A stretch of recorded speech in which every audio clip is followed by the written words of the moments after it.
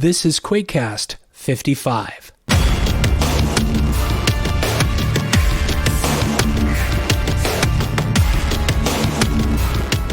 Welcome to another Quakecast. Our guest on this episode is ryanscissorhands, who is the coder and lead designer on a mod called Arms of Asgard. Now, this isn't your everyday run-of-the-mill Quake mod. This is a total weapons conversion of sorts. 8 new weapons, 3 firing modes or defensive modes, things like that. All kinds of goodies that really change the gameplay. It's something you have to check out. I've played it. It's really fun. Also, he's got some other projects he'll detail, and we'll just talk about the community and QuakeC in general. Stick around. There's a whole lot more. So I got started modding Quake in about 1997. A friend of mine showed me how to turn the shotgun into a machine gun, and just by editing a couple of numbers here and there in the code. And I was a very prolific weapon modder back in the late 90s, but I never released anything. It was all just basement modding and sharing stuff with my friends, and had grand plans to make a major mod that was going to have a bunch of different classes, and we had mapped out all kinds of stuff. But I never really followed through and never released anything, and never really connected with the Quake modding community. So the last project I did way back then was compiling all of my best weapons into a single weapon mod as part of a computer science course in high school. And then really never did anything thereafter, and was basically dormant for like almost 20 years. And then sort of around May, when COVID stuff was starting to be on lockdown and hobbies and habits had to change, I was like, I wonder if I can get back into that and remake my mod. Main reason is that mod from 2001 is gone. No one, to my knowledge, has a copy of it. And so my current project started as an attempt to remake that. It's the scope is actually much larger than that. So in the end, Arms of Asgard it's much bigger than that original project. But it was originally a nostalgia project to remake something that I had lost to time and bad archiving practices. Yeah, well, I know. I wish I could go back and find my original. I do have my early maps, but there's a lot of stuff. So like from Doom 2 that I would never release, but I would like to have, and I lost to time and hard drives. And once CDs came around, I think when I got my first CD was around that time, 97, 98. Then I started archiving things. But unfortunately, before that, I don't have any of that stuff. The funny thing is the only surviving asset from that mod is the mace model. A friend of mine actually had it archived from wherever, and was like, when I said I might be getting back into modding, he was like, I think I still have the mace model. So that is the only surviving asset from that mod from the 90s, and so I had to change some animations, but it is the original one I made 20 years ago, and everything else is from 2020. That's really cool. Yeah, I was going to actually ask you about the assets and how much you had done. So, I mean, obviously, we'll get into Arms of Asgard now. So, yes, this is your mod that you have currently in beta. Let's talk about how, basically, let's give us the scope of what this is. I know it's 8 weapons, and it's a compilation and an expansion of what you started before. But tell us what the current kind of, I hate to say elevator pitch, but tell us what the current, state of the mod is. For sure. So it is, I call it a weapon mod, but someone said, it's kind of more of like a total weapon conversion, because none of the original weapons are there and you've overhauled everything. So eight new weapons, and each weapon has 3 different attacks. Primary attack is sort of akin to standard attacks in Quake, and then you've got a secondary attack that's on about a 3 to 5 second cooldown, and then a more powerful one that's on about a 10-second cooldown currently. So every weapon has 3 different ways to either do damage or protect yourself, and they're kind of designed to work in combinations. So like the mace, for example, has a regular attack, a lunging attack, and then a health draining spell. And they're really designed to be used in concert in combos throughout combat. And I do have to say, as we were talking before we started recording, that I played a lot of this yesterday because I was really a bad boy and played it. I did try to fire it up before, as you know, when you're in alpha, and I had some issues. I'm like, I don't have time for this. but now I got a really great taste of it, and I will say to people who are listening who haven't checked it out, you got to download this thing and check it out because it really. I don't know what your intentions are for the end product, but I've got to say, even at this state in the beta, it's a lot of fun and it really changes how you approach playing. And I have to say, you asked me what my favorite thing was, the Gungnir? Gungnir, yes. That's Gungnir, the okay. name of Odin's spear. So Odin's it's one spear, of yeah. it's honestly the only canonical link to weapons of Asgard. The name is a bit of a stretch in terms of Norse mythology canon, but that's sort of the flagship weapon for the Yeah. mod. Oh, I really love it.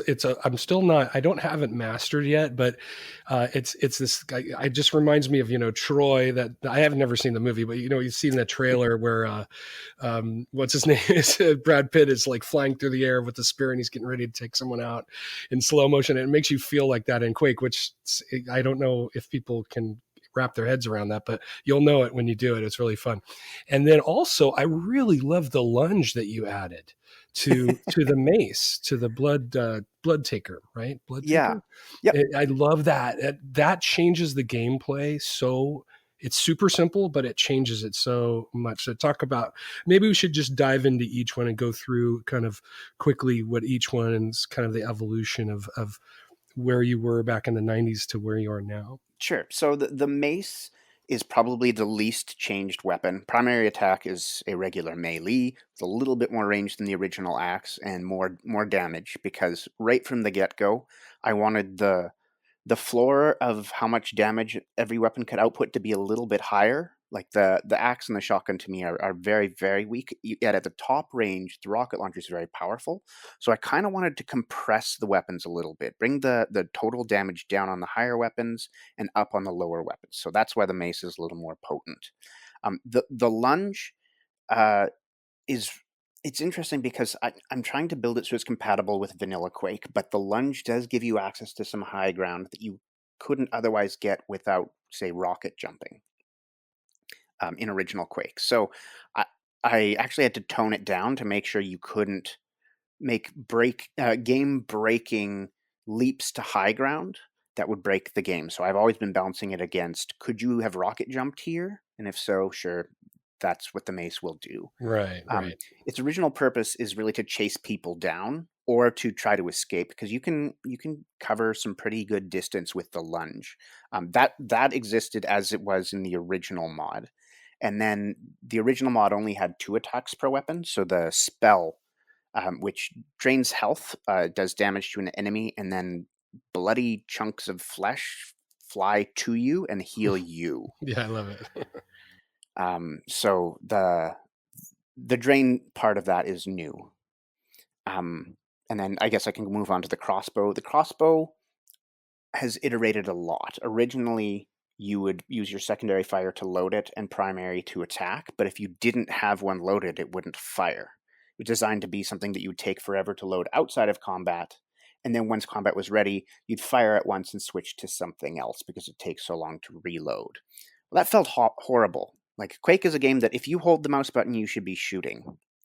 So then I changed it so there's 2 types of arrows. So then instead of you had to load in order to shoot, it's like, well, you have the option of loading more powerful ammo into your weapon and fire it as soon as you engage in combat. And then the wall spell is it's the most unquakey spell. So I it's when you're love it. holding the I really do love it, though. I love Yeah, that. I mean, it's super fun in deathmatch too. I've done some deathmatch testing with some friends, and like you're low on health and someone's chasing you with like the blood gauntlets, you create a wall and run away. Right. Well, Um, hold on one second. Let's explain what we're talking about too, because it'll draw these kind of these very Norse-looking logs. So basically, it's a wall of logs that are sharpened to a point, and it to me, it works in Quake. I don't know. It doesn't bother me at all, but it's such a fun thing to use. Yeah, and so that I was really nervous about whether it would work in Quake because most of the original Quake weapons are just about pure offense. There's almost no defensive utility to anything. And so my approach with the weapons was to add either health steal or protection or some defensive utility. Even movement from the lunge is a movement utility that you don't typically get with weapons outside of rocket jumping. And so I'm like, I'm not sure if this is going to work in Quake because it's so unquakey. But I've gotten good feedback from it, and as much as it was the one that I thought was the highest risk, people seem to have a lot of fun, especially in deathmatch or against fiends. Fiends are good. Yeah, Charging exactly. at you, just like no, you're gonna wait, and I buy myself time to load a cruel arrow and then take you out as soon as the wall's gone. The third one is a poison weapon that the model is out of Shub Niggurath's body. It's a poison claw. Uh, it I actually revamped poison just before the beta release entirely how it works. But basically, you add toxicity to enemies, and they take damage per second based on how much toxicity there is.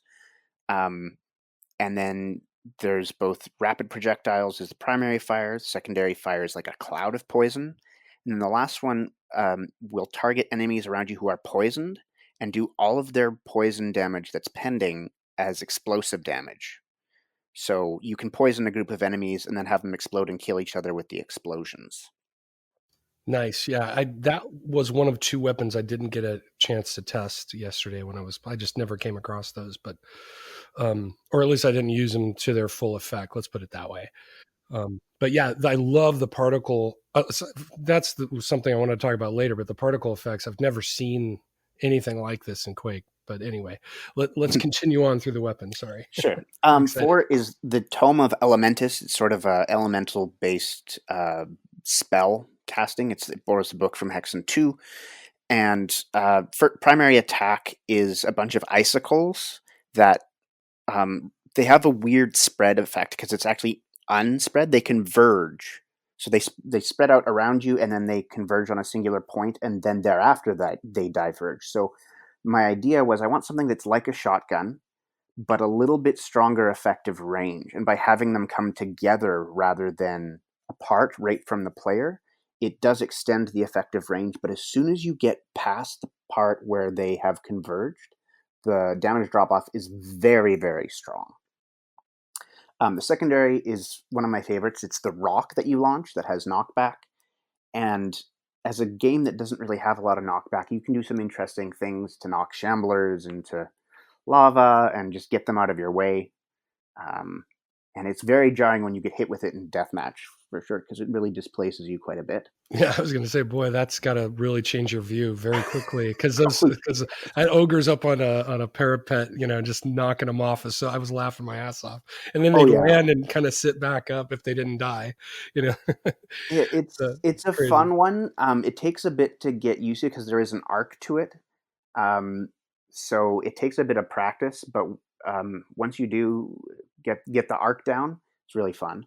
And then the last one is just sort of a lightning spell that does straight up lightning, and then wherever the lightning impacts through enemies, it will seek out, I believe, up to 5 other enemies and zap them a few times with slightly weaker lightning. So it's good for engaging into a room and starting the room off with some area damage.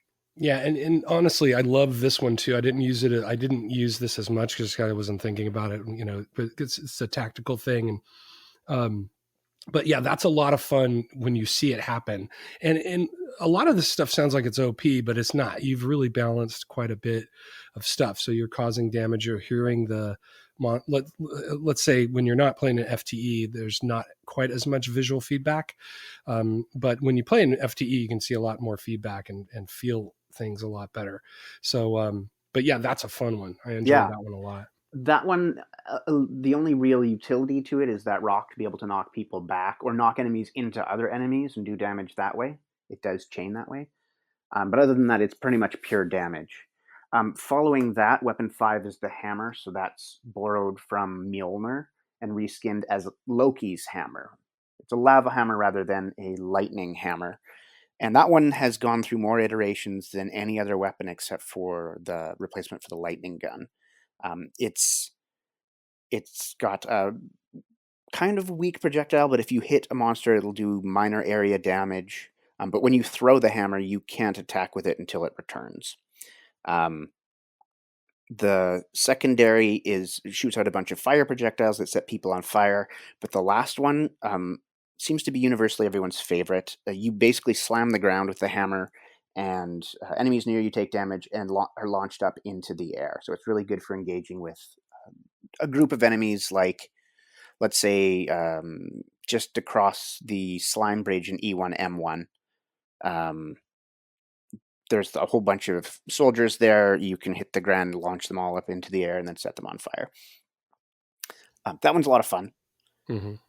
The next one is the staff. So this replaces the grenade launcher, and that also changed a lot. So it shoots a projectile, but instead of being susceptible to gravity and arcing down, it's buoyant in air, I guess is the way to describe it. So it actually curves upwards rather than down. And then the secondary fire detonates any of those projectiles that are out. The combo, the way it works is you launch a couple of projectiles, they'll do pretty significant damage on impact, and then you detonate them when the time is right. So you're actually able to do damage around corners potentially. And if your timing is really good, you can get a couple of those to explode at once, which is more ammo efficient.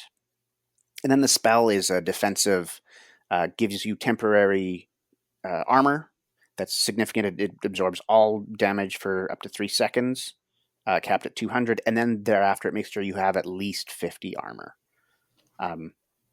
People tend not to use it, so I'm going to have to rethink that one before full release. So, but it's purely for, I'm going to take a ton of damage. Yeah. I need to protect myself.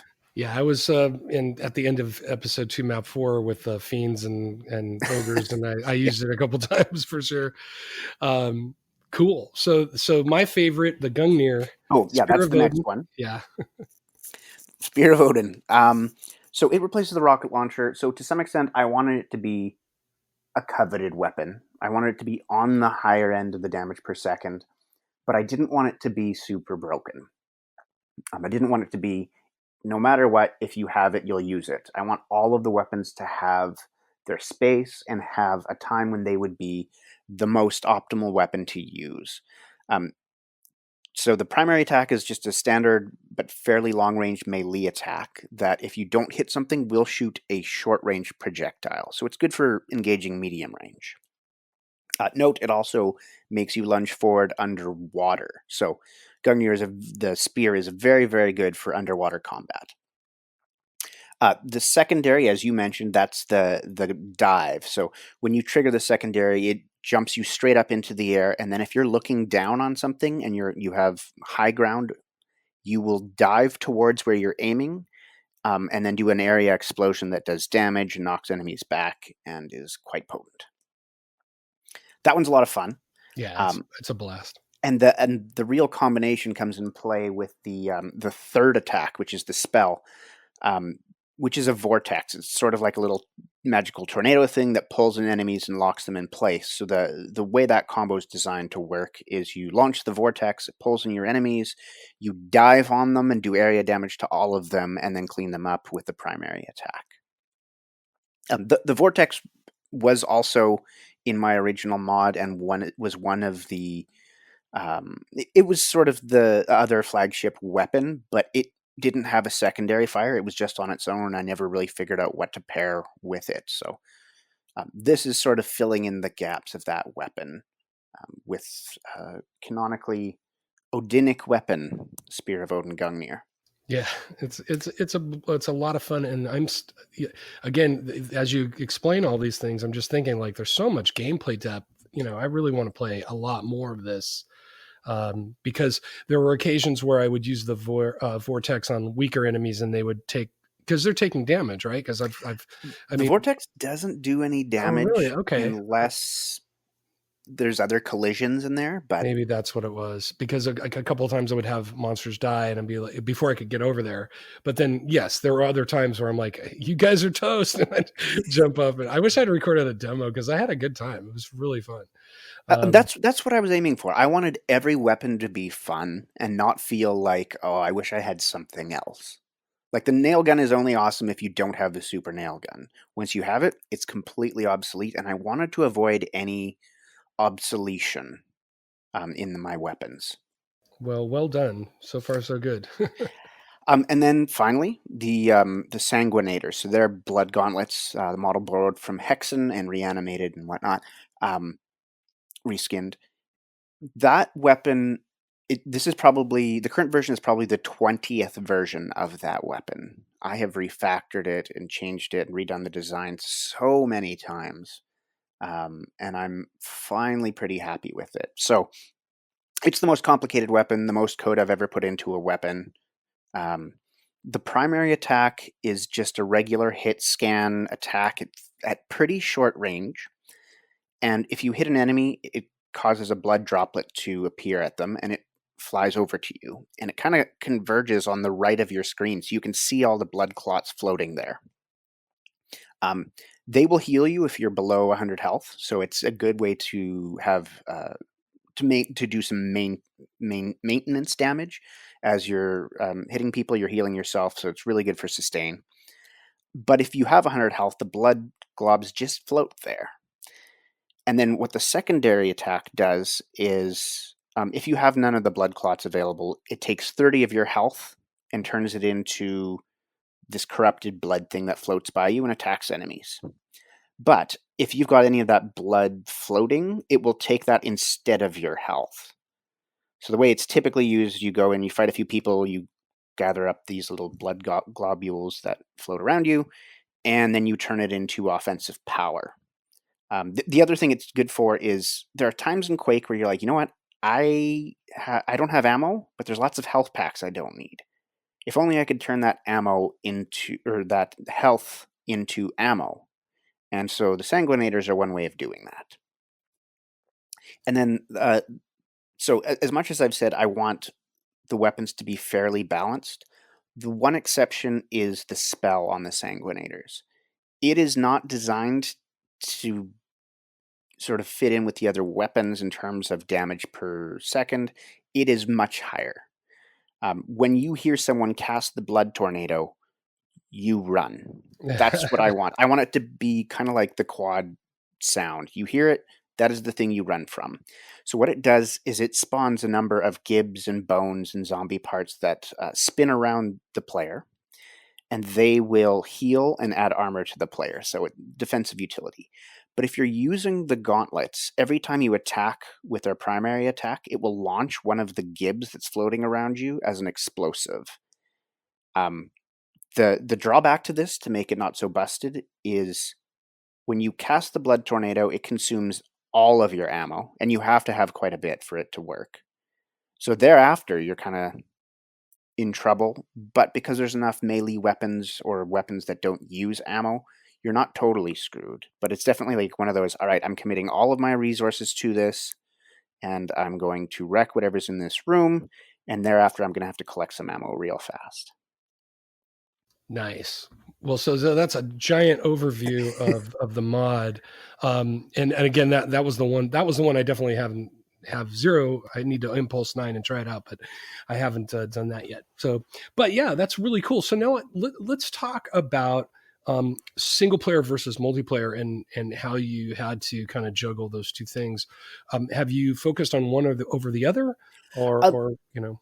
So the original plan was single player only, mainly because I never really understood how animation worked in Quake. I never really learned about it back in the 90s, which is partly why I never released anything.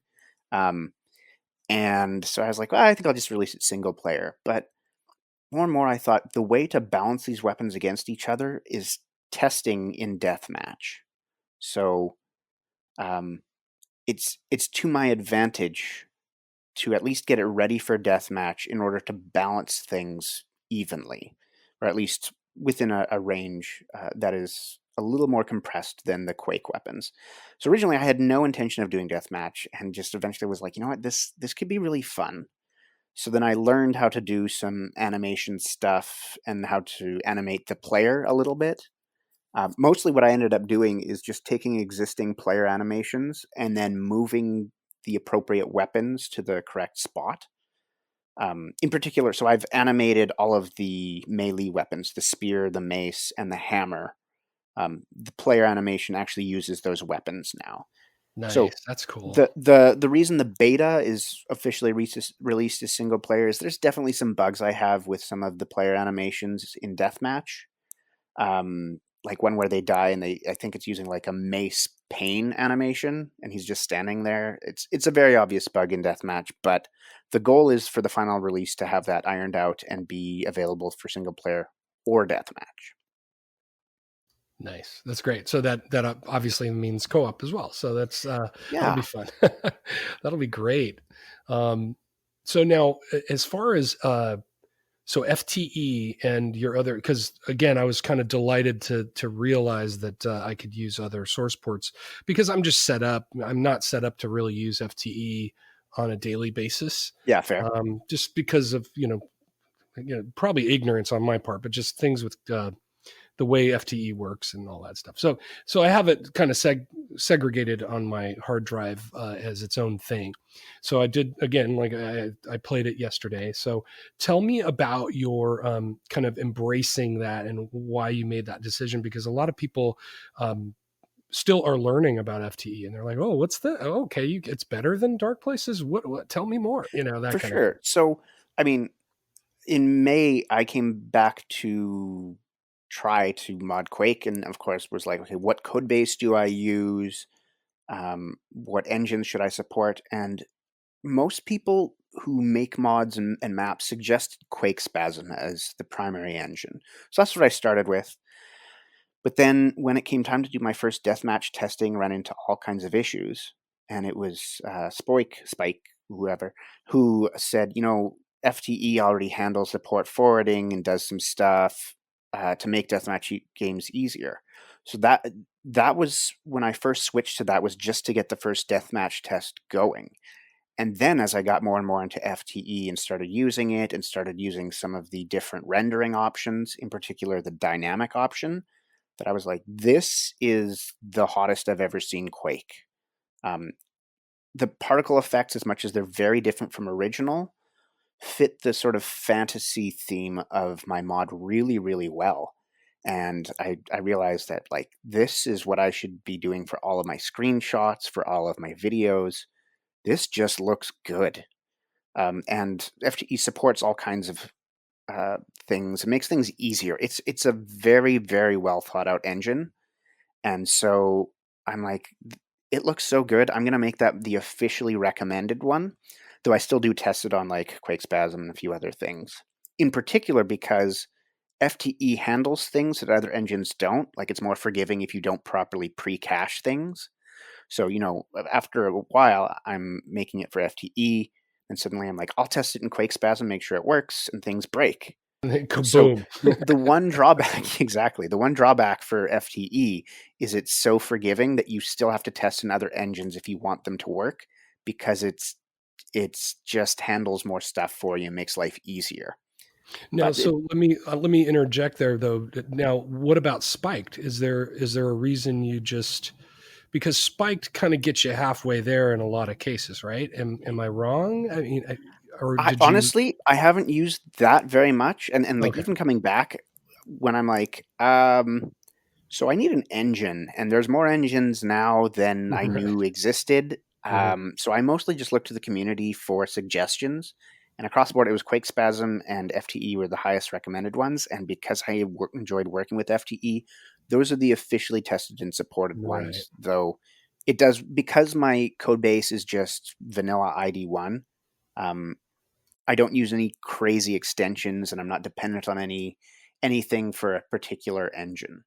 Yeah. So no, you're not using client side QC then for this. Correct. Yes, I Wow, don't. that's I really know that's the thing impressive. Spike always says you should do, and I don't even know what it means. I know that's the thing that Neither do Spike I. is I. always I like, sound like an expert. yeah, I'm like, No, I well, kind of have a general idea of what it is, but I mean, I answered my own question because I'm like, no, of course he didn't, because I'm sitting here playing this with some of those UI things. So in other words, you've got these great little tutorial frames that come up and give you a quick little primer on each weapon if you hit, /. yeah, so that And that I instantly thought, oh, he must be, no, I guess it's all QC. That's pretty impressive. so I have never edited the UI in any way. I've never learned how to do that. But one of the things that was obvious from my early tests is there's a lot to these weapons, and uh, f- I need to teach the user how to do it. I mean, first of all, they have to be as intuitive as possible. But with 3 attacks in a game that originally only has one, there's a certain amount of player education I have to do, and it was obvious I couldn't rely on the README from early tests. Yeah. People don't generally read it, and I so I know. can't make it a requirement. So I was like, so how can I teach the player how to be good with these weapons in game? And it was actually Green would suggest, well, what if you made like a nice manual? He said he would be even willing to work out or help out with some of his visual and graphic design talents. And I was like, that's great, but I don't know if anyone will read it. I need to force them to read it. And it was then that I came up with the idea of what if I printed the weapon manual in the game? And I wasn't sure what that meant at the time. I was just like, I'm not going to bring up a README file, but maybe some simple symbology and iconography can at least convey what you should do, what combos are useful for a given weapon, and ended up with the system you see now, where you can, again, with a specific impulse, bring up information on your current weapon so you're never lost. But then I had to teach people how to do that. So then it starts to print that press slash for more weapon info every time you spawn to teach people that they can bring up the weapon manual. So now let's talk about your latest endeavor, which is, I think you just started yesterday, possibly, but you've been working on this, a Twitch feed of you working on QuakeC. And I'm telling you, oh my God, I cannot wait to watch this whole thing, and really absorb things. And I really wish this was around 2 years ago when I was starting. For sure. So yeah, tell us what you're up to. So, I mean, ultimately, it comes from the fact that I would not have finished Arms of Asgard if it weren't for the community help I've gotten, in particular on the Quake mapping Discord from people, whether it's debugging or how do I achieve this or why isn't this working. Without other people's help, this project would have failed long ago. And so I'm trying to give back to the community because without the community, it wouldn't have happened. And the other thing is, I have a regret that I never connected with the Quake community in the late '90s and early 2000s. Had I done so, I might have actually continued to make Quake mods, but ended up giving up and just doing other things with my life. Um, so I really feel indebted to the community, and sometimes quick little explanations can make things so much easier for people. Like even when it came to animating and frames and stuff, I had no idea how it worked. Asked a bunch of silly questions in the Quake thing, and a couple people explained some things to me. And then once that happened, once I understood, it was so easy, and I was able to get the animations done. So I'm trying to set up a way to show people the basics and some of the complications of weapons in case they want to do something simple on their own. Um, because as much as there's some good text tutorials, like you mentioned, like I haven't seen any video tutorials or anything like that, and wanted to give back to the community. And and the other thing is, I also kind of want to break down some of my weapons and show people how I'm achieving a few things because my weapons are pretty complicated. Yeah, Um, definitely. like I'm pretty sure my weapons.qc file is about 5 times the size of what it should originally be. Um, and I got a few questions from people about like how could you make a lantern, how could you do this. I thought one way to give back to the community is actually show people how to do it or show people how I achieve things, with the caveat that I am not. a professional developer.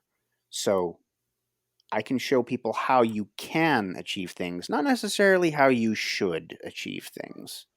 I'm Right. my code is a bit hacky and probably doesn't play nice with other people's code. So there's no plans to integrate these weapons as they are into anything else. I really see it as a standalone thing. But um, I learned a lot through making this, and it would be very easy to give back. So I figure I might as well. Now, as a result, I've called that series Forge of Asgard because that's sort of how I made all the weapons for Arms of Asgard. Yeah, And it's I can't wait to watch everything and really absorb, because of course now that I'm almost finished with my mod. But yeah, I mean I've I've had notions of just kind of moving away from QuakeC and just getting into other things. But I think if I had a better foundation and better habits and things that I could continue on, because I think the hardest thing for me personally is I'm not a coder, never was. This is the first coding I've ever really done. And just, it's like, to me, I call it like Swiss cheese. There's no, you have this knowledge and there's just a bunch of holes in it. And yeah. if I could just connect or fill in some of those holes or connect the dots or what have you. And the other thing is too, when you were talking about, um, kind of breaking out your, these weapon mods into little maybe components for people to use, you can't really, that's really tough. You have to be thinking of that way at the beginning of the process, because QuakeC can be like the sticky web where there's all these functions spread out all over the code Oh base. yeah. They're all like all over the place. You're like, where was that? Okay, I saw you were using the FTE GUI as your Yep. IDE, which again, I never could figure that out. I was like, Oh. I don't even know what I'm doing. I mean, I have it compiling F7. I can figure that out. But but other, using it as IDE. So I use Atom, and Atom is great. But just seeing, like you say, just seeing how someone does something visually one time, like, oh, that's how. Oh, great, that's a great feature. So yeah, this, I cannot tell you how grateful I am personally that you're doing this, and I hope Oh, awesome. even if you just Thank you. kind of cover Asgard. I mean, that's a lot, and I've never really touched weapons myself.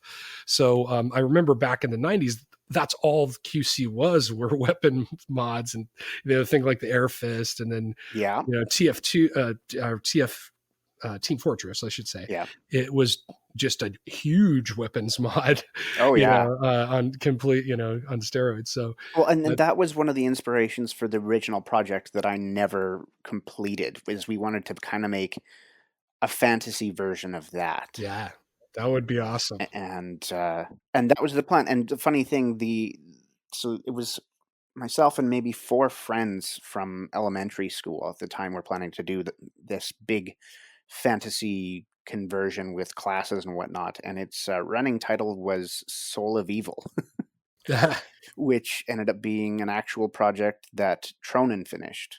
So I grew up with Tronin, legendary Quake mapper, and way back when, that was the working title for a project that I never finished. Whereas he actually has done so many releases and done some fantastic maps. So for me, having something released was super significant. And now that it's sort of winding down, I'm like, what else can I do to give back to the community? And so the Twitch stream makes sense. In particular, that first episode goes through taking the shotgun and turning it into a machine gun. So rapid fire, less spread. That was what a friend showed me to get me started. So for me, that's where all the QuakeC modding began, is changing a few integers, learning where those integers were in the code, and realizing, it's not that complicated if you do a little bit at a time and slowly learn. Absolutely. I mean, I've been working on Prug's Dump for 2 years, and it really was a lot of copy and paste in the beginning, and just even understanding how to make sure not break anything. Mm-hmm. And then I'm at the phase now where I can have an idea and sort of code it, but nothing super complicated. I'm still leaning on a lot of existing code, and things like that, and help, from the community. Of course, this wouldn't exist, as you said. These projects get so huge so quickly, they wouldn't exist without help. There's no way. Oh yeah. So it's really cool. So Tronin, now you're still in touch with Tronin, and you have a non-news item, right? Like Yeah, so there's no news for Tronin, kind of. yeah, he's been pretty dormant for a lot of years. And he and I grew up together. We hadn't talked in quite a while, but in May, when I was like, I want to get into modding again, he was the first person I thought of to ask questions about, like, how does one do this in 2020?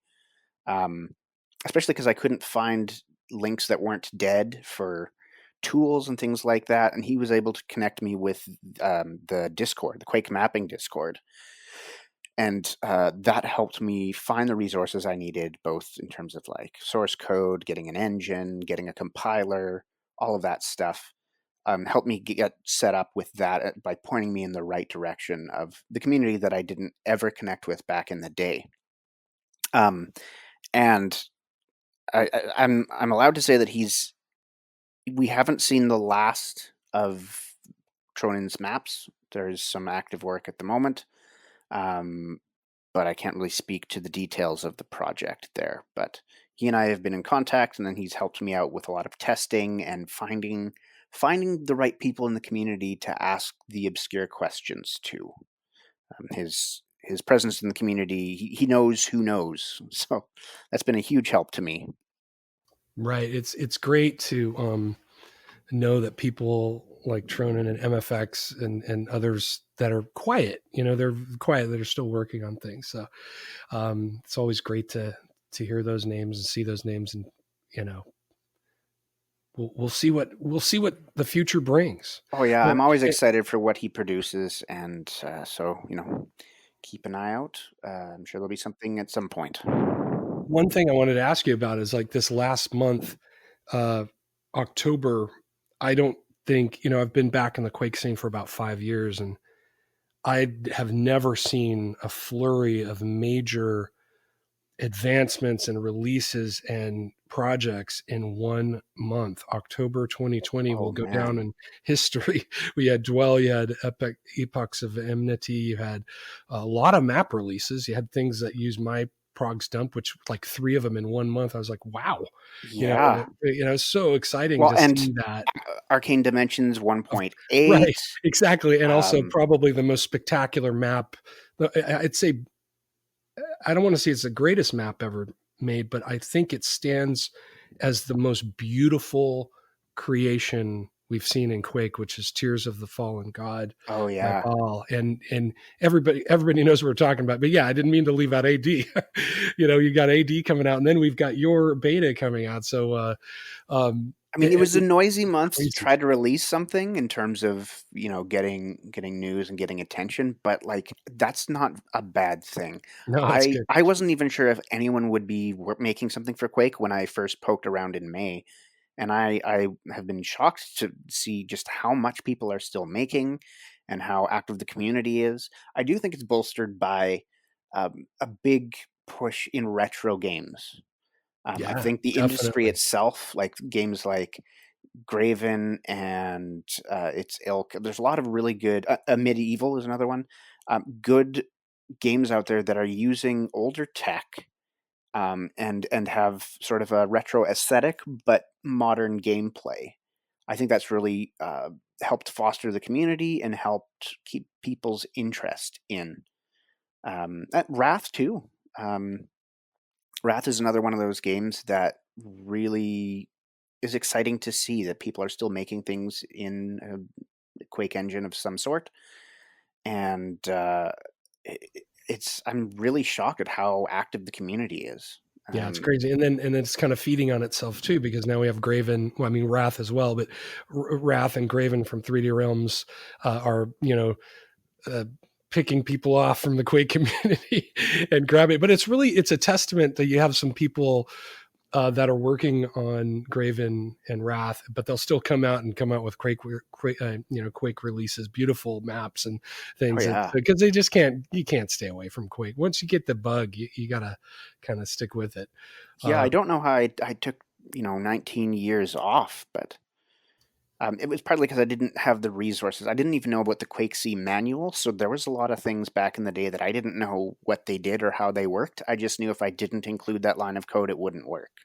Right. Now I have a much better understanding of like the vector math and the angle stuff. And it's really allowed me to do some more interesting things because I've had those resources that I never had back in the day.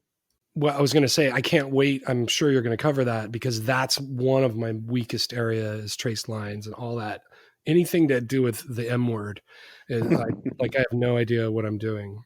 So I'm excited. I'm just as an end user, I'm super excited, and I'm going to tell you right now, I only know of about 2 or 3 QuakeC video tutorials in existence. I've scoured the internet, Hmm. and honestly, not to disparage the person that did them, it was kind of based on kind of dark places stuff, and it really didn't go into too much detail. It wasn't very helpful. So even the ones that exist are not helpful. So you're going to be doing a huge service to people with Forge of Asgard for sure. Well, I'm glad because like I've taken so much time of people asking what I in hindsight realize are kind of silly questions, but of course there's no other way to find out that. And I've had people message me, hey, how could you do this or what about this? And I want to help out, but I figured the best way to do that is also to help people help themselves to a certain extent, or even just understand that if they have an idea, it might not necessarily be that difficult. Like shotgun to machine gun, you edit 4 numbers and you're good.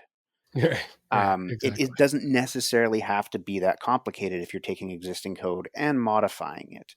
And you basically do that over and over until you get comfortable enough that you can write some from scratch. That's sort of my approach. Right, right. And I think if I can show at least that you don't have to know a ton about coding to get some basic stuff done, to get people started, that's all they really need. So let's segue to some of your other pursuits. Now, you had your trailer. This is the question I just wanted to ask.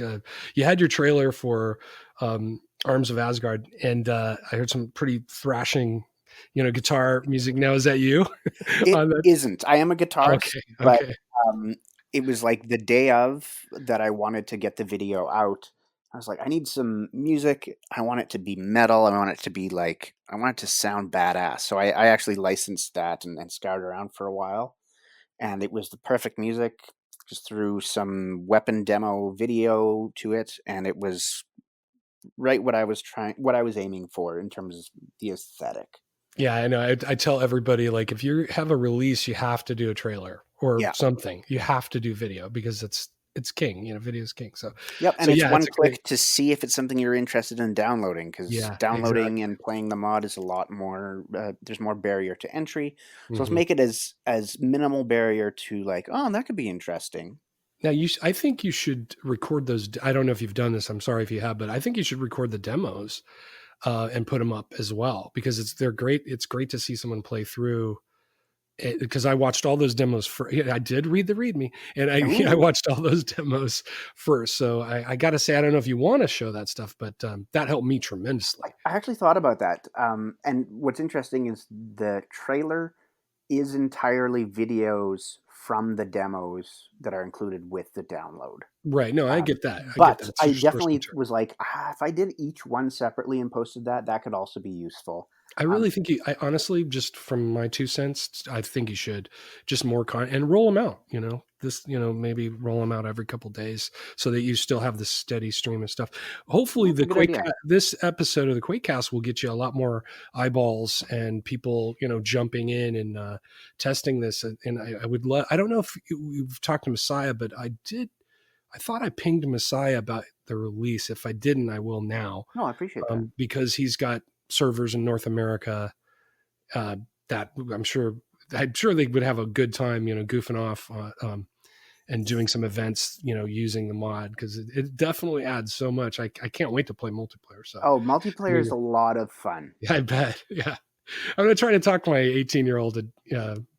My eldest is 22 and my youngest is 18, and my 18-year-old has a lot more free time. So I'm like, hey, you want to try something? Yeah. So I think I'm going to try to get him going this weekend. But yeah, so now you're a classically trained guitarist, Yep. and you have this weird wildlife Instagram feed, I guess, with a marmot.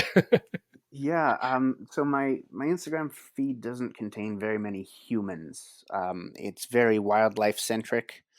I like animals, and Instagram is where I go to get good news and see cute things. So I follow a lot of Yeah, me too. bush baby squirrels and a marmot named Beethoven, who lives in Russia, and he's only available seasonally because they hibernate, and even Right. domestic ones. They like have to put him in a box for 3 months, and then he comes out That's skinning. that's so funny. That's Yeah. crazy. Um, so yeah, and I'm also a guitar. So I did consider like doing my own music, and just in terms of time frame and everything, I'm like, you know what? Some of my recording equipment isn't even here. I'm just gonna get someone else's music that's a little more metal than I would typically be anyway, and use that. But I have considered like maybe doing some music for the final release, but it'll kind of depend. It's a bit weird doing a weapon mod because there's no new content in terms of maps or anything. So I have to rely on people to just play through Quake or play vanilla maps. Should be compatible with any vanilla map. Um, but there's no tutorial maps or episodes.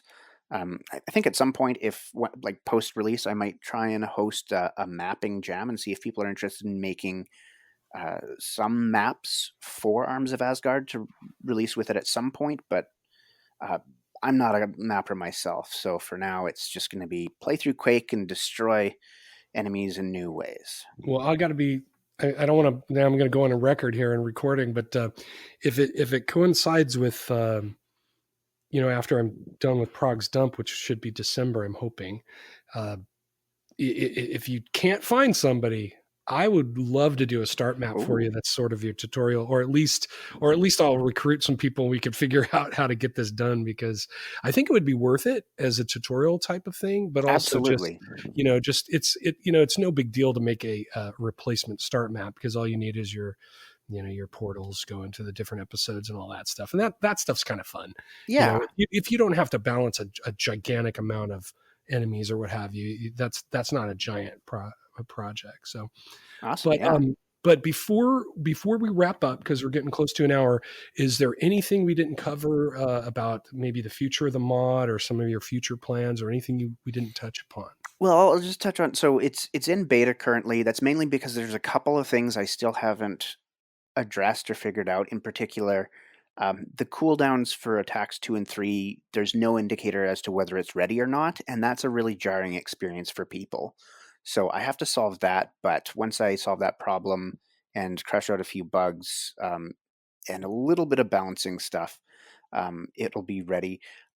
Beyond that, what I've realized is where my strengths are is attacks, which is weapons and monster attacks. So I'm really realizing that I'm a weapons and attack specialist for QuakeC. And so I'm probably going to be looking to help out with like small contributions to other projects rather than one big project, because Arms of Asgard was so big and took so much time that I want to do something a little bit lighter once I get the full release out. So I am planning to make simplified versions of my weapons, and get them into some release of the Keep mod by QMaster, which is a big compilation mod for mappers so they can use all kinds of monsters. It has 80 as a base and a whole bunch of other things. I do hope to get simplified versions of my weapons, like one button versions, into that at some point. That's sort of half done, but not properly integrated. And then had a couple of requests from people, like Newhouse is working on a project and wants a boss to have a certain attack. So I'll be contributing a weapon or a monster attack here and there on smaller projects rather than one big project for the next little while. But very excited to do that and help out with people who are just a little bit stuck on something that they're trying to do for their own mods. That's awesome news. Yeah, it definitely broke some more Newhouse. I know exactly what I would imagine. I know what you're working on, but Okay, I don't want to go there right now. But fair. I love Newhouse. We're friends, but I'm a little irritated with him sometimes, with his release windows. But anyhow, all I can say is you're a fantastic addition to the community. Oh, thank you. I mean, someone who can communicate and has a really, great body of work already. Just after a few months of kind of coming back into the Quake scene, good for you. happy to have you on the show. And, when you have other things, as I tell a lot of people, just come on back. You can reach out anytime. And even if it's just a quick little 5-minute blurb, we're happy to have you back on and talk about what your latest, adventures are. Awesome. Yeah, that'd be great. I definitely like once Arms of Asgard is released, that's not going to be the end of my output, but it's just a significant milestone in something that I've wanted to do because for the last 20 years, I've thought nostalgically about the mod I made in 2001 as the greatest creative work I have made myself. That is no longer the case. This Arms of Asgard is 10 times the mod that the one in 2001 was, and I'm really proud about it and excited. But once it wraps up, I'm looking for some more bite-sized ways to contribute to the Quake community and continuing my Twitch stream to go over the basics of how weapons work. I really want to give back to the community that has really enabled me to do what I couldn't have done 20 years ago, which was code without some assistance. So it means a lot that the community is there and active, so I'm trying to give back while I can. That's it for another Quakecast. Our theme music is by Michael Markey. Want to thank Ryan Scissorhands for being such a great guest. You can find links to his projects in the description for the podcast. Also, don't forget to check out inthekeep.com for the In the Keep podcast with Motherload. Great stuff. Take care.